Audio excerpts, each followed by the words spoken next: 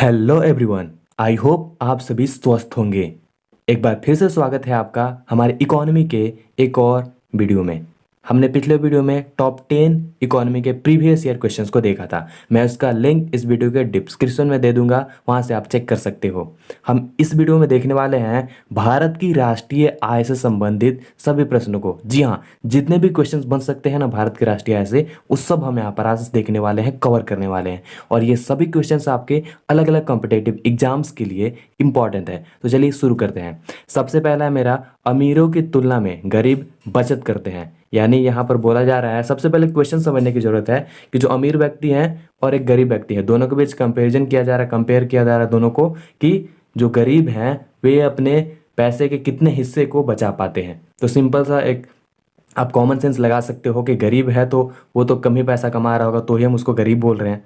Okay, उसकी आय बहुत कम होगी तो वो ज़्यादा तो पैसा बचा नहीं पाएगा, क्योंकि आधा से ज़्यादा उसका पैसा अपने घर में ही खर्च हो जा रहा होगा, घर के कामों में ही उसका खर्च हो जा रहा होगा। तो सिंपल था, इसमें कॉमन सेंस हम लगा सकते हैं। और इस क्वेश्चन का आपका ऑप्शन दिख रहे होंगे, अपनी आय के अपेक्षाकृत बड़े हिस्से की, फिर अपनी आय के बराबर हिस्से की, फिर अपनी आय के अपेक्षाकृत छोटे हिस्से की, और अपनी पूरे आय की। तो सिंपल सा कॉमन सेंस ग जो है सी ऑप्शन सही होगा, अपनी आय के अपेक्षाकृत छोटे हिस्से की। यानी जो जितना पैसा कमा रहा है वो उससे बहुत कम हिस्से ही बचा पाएगा। अगला क्वेश्चन की ओर बढ़ते हैं। अगला है मेरा, राष्ट्रीय आय है। क्या है राष्ट्रीय आय? आपके 4 स्टेटमेंट हैं, उसमें आपको बताना है। पहला है हमारा, बाजार मूल्य पर निबल राष्ट्रीय उत्पाद। दूसरा, उत्पादन लागत पर निबल राष्ट्रीय उत्पाद। तीसरा, बाजार मूल्य पर निबल देशीय उत्पाद। और चौथा है, उत्पादन लागत पर निबल देशीय उत्पाद। ये 4 आपके ऑप्शंस है और आपको यहाँ से इसका आंसर देना है। तो अगर हम इसके आंसर की बात करें तो इसका जो राइट आंसर हो जाएगा वो हो जाएगा आपका ख। यानी जो आपका उत्पादन लागत पर निबल राष्ट्रीय उत्पाद है वो हो जाएगा आपका राइट आंसर, क्योंकि आपके जितने भी एक कंट्री है उसके जो राष्ट्रीय उत्पाद जो उसका मेन प्रोडक्टिविटी है उससे रिलेट किया जा रहा है। अगला बात करते हैं। अगला क्वेश्चन है मेरा, भारत में राष्ट्रीय आय का आकलन करने के लिए उत्तरदायी सरकारी एजेंसी कौन सी है? यानी कौन सी ऐसी संस्था है, एजेंसी है गवर्नमेंट की, क्यों जो जो हमारी राष्ट्रीय आय है वो उसका आकलन करता है। तो आपके सामने 4 ऑप्शंस है। पहला है भारतीय सांख्यिकी संगठन, दूसरा है भारतीय रिजर्व बैंक, तीसरा है केंद्रीय सांख्यिकी संगठन, और चौथा है राष्ट्रीय अनुप्रयुक्त अर्थशास्त्र अनुसंधान परिषद। तो इसका जो राइट आंसर होगा वो हो जाएगा आपका सी, केंद्रीय सांख्यिकी संगठन इज द राइट आंसर। अगला क्वेश्चन से बढ़ते हैं। भारत की जो राष्ट्रीय आय वो सर्वाधिक योगदान किसका है? 4 आपके अलग अलग क्षेत्र दिख रहे होंगे, उनका जो है किनका जो सबसे ज़्यादा योगदान है। पहला है आपका कृषि क्षेत्र, दूसरा है विनिर्माण क्षेत्र, तीसरा है हमारा व्यापार क्षेत्र, और चौथा है हमारा बैंकिंग क्षेत्र। तो इसकी अगर हम बात करें तो इसमें हमारा राइट आंसर हो जाएगा वो हो जाएगा विनिर्माण क्षेत्र। यानी जो ख ऑप्शन है is the right answer of this question. अगला बढ़ते हैं। भारत की राष्ट्रीय आय का प्रमुख स्रोत क्या है? यानी जो हमारा नेशनल का इनकम है इंडिया का, उसका प्रमुख क्षेत्र स्रोत क्या है? कहाँ से सबसे ज़्यादा आपका पैसा आता है? तो अगर इसकी बात करें हम तो इसका जो राइट आंसर आपका हो जाएगा वो हो जाएगा कौन सा क्षेत्र? इज द सेवा क्षेत्र। जी हाँ, सेवा क्षेत्र से जो है सबसे ज़्यादा योगदान हमारा भारत की राष्ट्रीय आय में किसका है? तो सेवा क्षेत्र का। आगे बढ़ते हैं। अगले क्वेश्चन है, वर्ष 1949 में गठित राष्ट्रीय आय समिति के अध्यक्ष कौन थे? जी हाँ, 1949 में राष्ट्रीय आय समिति का गठन किया गया था, तो उसके अध्यक्ष कौन थे? ऑप्शन है आपका DR. Gadgil, PC. Mahalanobis, VK. RV. Rao और वी. नटराज। तो इसका अगर हम बात करें तो ये आपका जो है पी.सी. महालनोबिस जो खॉप्स है वो राइट आंसर है। अगला क्वेश्चन बढ़ते हैं। हम यहाँ पर जल्दी जल्दी करने की कोशिश करेंगे और समझाने की भी कोशिश करेंगे, क्योंकि बहुत सारे क्वेश्चन अभी हमें कवर करने हैं। बढ़ते हैं। भारत में स्थिर मूल्यों पर सकल घरेलू उत्पाद के प्राकलन के लिए वर्तमान में आधार वर्ष क्या है? यानी किस आधार पर जो है अभी आकलन किया जाता है सकल घरेलू उत्पाद को? तो इसका जो राइट आंसर हो जाएगा मेरा 1999 से 2000, यानी ए इज द राइट आंसर। सकल घरेलू उत्पाद में नीचे दिए गया विभिन्न क्षेत्रों के योगदान का कौन सा क्रम जो ह्रासमान क्रम है, यानी कौन सबसे ज़्यादा योगदान देता है, फिर उसके बाद किसका कम योगदान है और फिर सबसे कम किसका योगदान है। तो सबसे पहला ऑप्शन है सेवा, फिर उद्योग, फिर कृषि, फिर सेवा, कृषि या उद्योग, फिर उद्योग, सेवा या कृषि, या उद्योग, कृषि या सेवा। तो अगर इसकी बात करें सबसे ज़्यादा योगदान अभी हमने देखा कि सबसे पहले सेवा का, फिर उद्योग और फिर कृषि का है। तो क जो है वो राइट ऑप्शन होगा। आगे बढ़ते हैं। अगला है हमारा, योजना काल में राष्ट्रीय आय में किस क्षेत्र का योगदान घटा है। योजना काल जो है उसमें कौन सा क्षेत्र जो है वो राष्ट्रीय आय में उसका योगदान कम हुआ है। तो अगर इसकी बात करें, आपके ऑप्शन बहुत सारे हैं, 4, कृषि, विनिर्माण, परिवहन और बैंकिंग। इसमें जो है वो हो जाएगा कृषि। कृषि इज द राइट ऑप्शन। अगला बढ़ते हैं। भारत में वर्तमान में जो है भारत की राष्ट्रीय आय में किस क्षेत्र का सर्वाधिक योगदान है।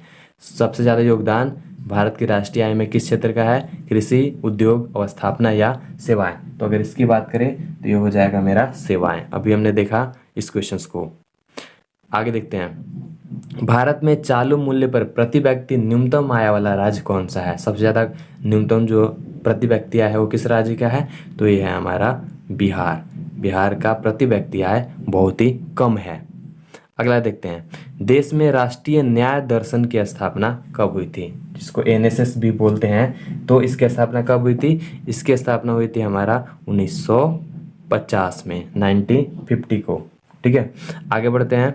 अगला क्वेश्चन है, केंद्रीय सांख्यिकी संगठन की स्थापना कब हुई थी। तो आपके सामने ऑप्शन है 1950, 51, 52 या 56। तो ये हो जाएगा 1951 इज द राइट आंसर। आगे बढ़ते हैं।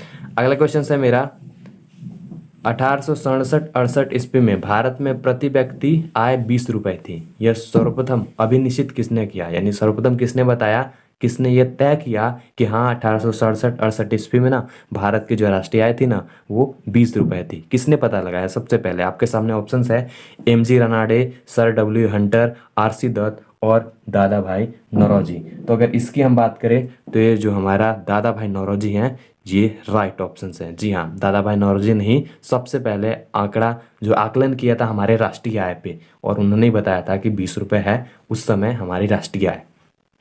अगला देखते हैं। भारत में राष्ट्रीय आय की गणना में किस विधि का प्रयोग किया जाता है। आपके सामने ऑप्शंस है उत्पत्ति गणना विधि, आय विधि, या आय और उत्पत्ति दोनों, या इनमें से कोई नहीं। तो अगर इसकी हम बात करें तो इनमें दोनों का प्रयोग होता है, उत्पत्ति गणना विधि भी और आय विधि भी। तो ये हो जाएगा ग द राइट आंसर। अगला देखते हैं। हिंदू वृद्धि दर किससे संबंधित है, यानी हिंदू जो धर्म है वो अगर उसकी जनसंख्या बढ़ रही है तो उस पर किसका प्रभाव पड़ रहा है, किससे वो संबंधित है। ऑप्शन है आपके प्रति व्यक्ति आय से, राष्ट्रीय आय से, साक्षरता से या जनसंख्या से। तो इसमें अगर बात करें तो ये हो जाएगा आपका राष्ट्रीय आय से, यानी बी ख इज द राइट ऑप्शंस। आगे देखते हैं। भारत में आर्थिक विकास की माप के लिए कौन से बेहतर माप है। ऑप्शन है आपके रोजगार, निर्यात का आकार, ग्रामीण उपभोग या राष्ट्रीय आय। तो इसमें अगर हम बात करें तो ये हो जाएगा मेरा राष्ट्रीय आय, ये D is the right option. आगे बढ़ते हैं। स्वतंत्रता के बाद भी समय अवधि के लिए राष्ट्रीय अनुमानों को किस श्रृंखला के अंतर्गत रखा गया था। ऑप्शन है परंपरागत श्रृंखला, पुनरीक्षित श्रृंखला, नवीन श्रृंखला या इनमें से कोई नहीं। तो ये जो है इनमें से कोई नहीं, इन किसी भी श्रृंखला में जो है इसे नहीं रखा गया है। तो डी हो जाएगा राइट ऑप्शन। अगला बढ़ते हैं। भारत में राष्ट्रीय आय अनुमानित होती है किसके द्वारा, जो है राष्ट्रीय आय अनुमानित होती है। तो ये सिंपल है केंद्रीय सांख्यिकी संगठन। अभी डिस्कस किया मैंने इसके बारे में। आगे बढ़ते हैं। निम्न में से किस राज्य की प्रति व्यक्ति आय सबसे अधिक है, सबसे ज़्यादा प्रति व्यक्ति आय किस राज्य की है, तो है हमारा गोवा। जी हाँ, गोवा की जो है वो प्रति व्यक्ति आय सबसे अधिक है भारत राज्य, पूरे भारत में। आगे बढ़ते हैं। वहाँ जनसंख्या भी कम है तो ये भी एक फैक्टर हो सकता है, और वहाँ के लोग भी ज़्यादा एजुकेटेड हैं, पढ़े लिखे हैं, और तो इस वजह से हो सकता है। आगे बढ़ते हैं।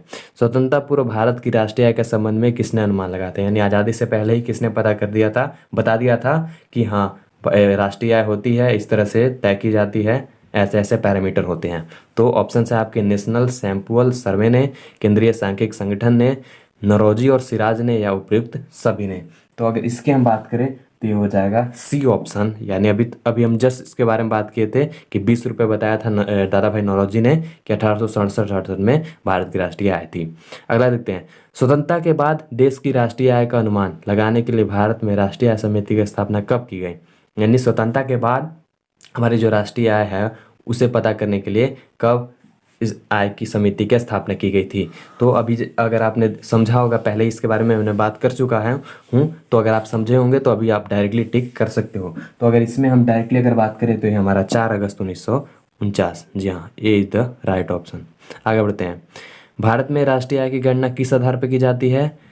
तो पहला है चालू मूल्यों के आधार पर, स्थिर मूल्यों के आधार पर, उपरोक्त दोनों के आधार पर या उनमें से कोई नहीं। तो इसमें अगर हम बात करें तो ये हो जाएगा दोनों के आधार पर, यानी चालू मूल्यों के आधार पर भी और स्थिर मूल्यों के आधार पर, यानी सी इज द राइट ऑप्शन। आगे बढ़ते हैं, वर्तमान में राष्ट्रीय आय समणक की गणना किस आधार वर्ष पे की गई है। समणकों की गणना किस आधार वर्ष पे की गई है। ऑप्शन है आपके 1970-71, 80-81, 93-94 या हमारा है 99 से 2000। तो ये आपका D is the right option, यानी 1999 से 2000 के समय अवधि के अनुसार इसको तय किया गया है।